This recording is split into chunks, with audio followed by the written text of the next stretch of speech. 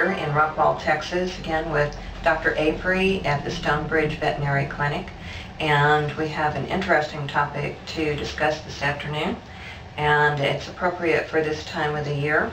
The heat in Texas right now is getting the best of a lot of us, and I would imagine it gets the best of our dogs sometimes too. Do you see very many coming in with the heat issues yet, or have they already come in, or what's the most critical time that we need to watch our pets for this issue? Well, it's interesting. It certainly is something that we do see kind of throughout the summer months, but I would say if we were to kind of think about what times of the year we see more cases or more problems with that, I think it's actually during what I would call more the transitionary times of the year. In other words, having going from into the summer months where we've got dogs that are not quite acclimated to the heat. That's actually when we see the majority of the problems, and those things can, we certainly can see some cases through the summer, but as far as when I clinically see more cases of heat-related illness is actually during the time of year. Well, that's interesting because I guess it's a lot like people. If we go out and we work early in the morning and we get acclimated to the day, it's not as hard as we just jump out in that hot weather. What are some of the things that we would need to watch for with our dogs if they did get overheated?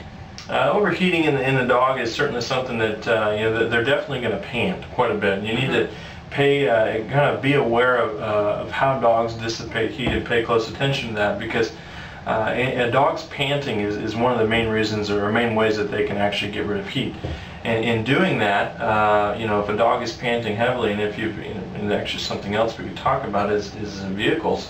If you've ever had a dog in a vehicle and you've run into the bank or something and came right back out and you thought it was really quick, and you've got a panting dog in the back of the car, that's a major indication there. But that's just, of course, one of those signs. Lethargy, heat will always kind of slow things down. If they just don't have the activity level to really do the things that they were doing, and especially putting that together with what's going on outside. But those are a couple of the main things we look for. Okay, I know when my guys have been out in the yard and they enjoy it, and it doesn't take long in this heat like you're talking about. You've seen a lot of folks that'll go to the grocery store, go to the bank or the post office, and just for those few couple of minutes. And that's all it takes. It's just like with a child in a car seat. So they do get overheated quite easily. Mine come in, they kind of crash out on that floor to cool off. Sure. And tile, so probably a lot of times tile. They want to lay down on that. Yes, it's excellent for them. What are some of the things that we can do if we do notice that we've got an animal that is overheated when we bring them into the house? What are some of the things that we can do to cool them off? Yeah, and finding a cool place for them to rest is certainly going to be first and foremost. You don't want to exacerbate that by having conditions in the house that aren't cool, and so we need to make sure that the surrounding temperatures are cool, because again, going back to their challenges with dissipating heat, not having sweat glands and things throughout their body. And a lot of our thicker coated dogs, they've got a kind of insulating coat to start with, which can actually ironically help with the heat, but that's it certainly can hurt as well. But treatment wise, there's a couple things we think about. We think about cooling the core of the body, and so a lot of people, in fact, from a treatment standpoint, when a patient comes in here that's overheated, we'll use cool water on the trunk, in the chest and in the abdomen, the kind of the not so much the extremities, to bring that core body temperature down. Cool water is fine. The thing is, from an emergent standpoint, a lot of times, and this is not as critical in the home setting, but we'll use a lot of alcohol on their pads because of its evaporative effect. So being able to draw heat out of the body, and in this situation in their pads, or in their feet, that's where they can certainly dissipate heat as well. One thing I kind of mentioned though, and certainly this is most important for us from a treatment standpoint, should it become an emergent situation and they come in here for treatment, we don't like to see their body temperature drop too dramatically. I was going to ask you about that. It's a great question, because if you take a dog that it gets in that 105, 106 range, which is pretty toasty warm, and you want to drop that down to 101, where we think is kind of normal for the dog, if you did that or were able to do that in a very short period of time, that could be dangerous as well. So. And I have noticed in some of the pet stores, pet magazines, you see these cooling bands for their neck, or like they've got the side saddle type things that go over the back that are used for cooling.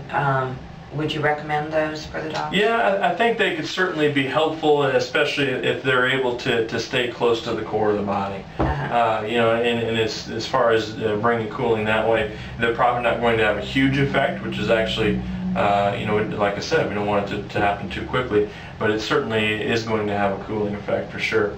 But it's, you know, a big part of that also is just panting, just being, you know, being in a position to allow a dog to pant.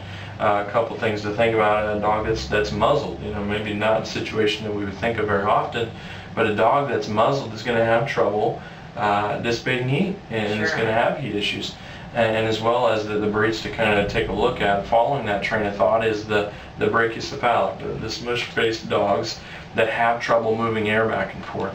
Those pets are going to have a bigger issue with heat as well. In fact, some of those cases, just one notably in my mind this year, you know, that come in, a lot of times they're the little bulldogs or something that come in, and they're, you know, early in the season, same thing, they're not acclimated, and they come, you know, they're you know, heat stroke essentially. Okay, so we want to take extra caution when we are taking our dogs out to make sure that we're not overexposing them to the heat, or leaving them in vehicles for extended periods of time. Might be advisable to take a water bottle with us when we're out, maybe on the trail walking the dogs, or back riding, or backpacking, fishing. We got a lot of summer sports that are going on now, and incidentally, for those who do take the animals out in the boat, even though you're on the water, it's just like people, they can get dehydrated real easy. So that's an excellent point. Those are some of the things that you'll want to watch out for as well. In our dogs, in the pads of the feet, you see people walking on our pavements or sidewalks, and we obviously have thick enough soles on our shoes to where we divert that heat away from us. How do the dogs do with that high temperature on the asphalt? And it's a good question, because it goes back to what we're talking about, them being able to dissipate the heat through their pads. And so a dog is definitely going to be more sensitive. Yes, it's kind of like they've got little mini pot holders underneath their feet there, and they can separate themselves from the heat a little bit. But after all, that heat actually has to go somewhere. And so rather than being able to get heat away from their body, it's actually being, you know, essentially drawn up into the body. And I think that definitely contributes quite a bit as well. So and more of just the point that it needs to be, you know, kept in mind when we've got our dogs. And a lot of times it's more of a working breed dogs that are out, and we just kind of think, oh, they're tough, they can be out there in the heat, and it's, you know, it's something that can be overlooked for sure. I like the pot holder analogy, because I know a lot of times, and probably many of you, if you've done cooking and you pick something up with a damp pot holder, that heat gets to you real quick. And I would imagine with the dogs, with that sweating on those pads, that heat can get to them sometimes too. So always be alert, and if there is any question whatsoever, call your vet, bring them in, have them checked out, take their body temperature, and find out exactly what's going on. But do your best to be alert. Absolutely.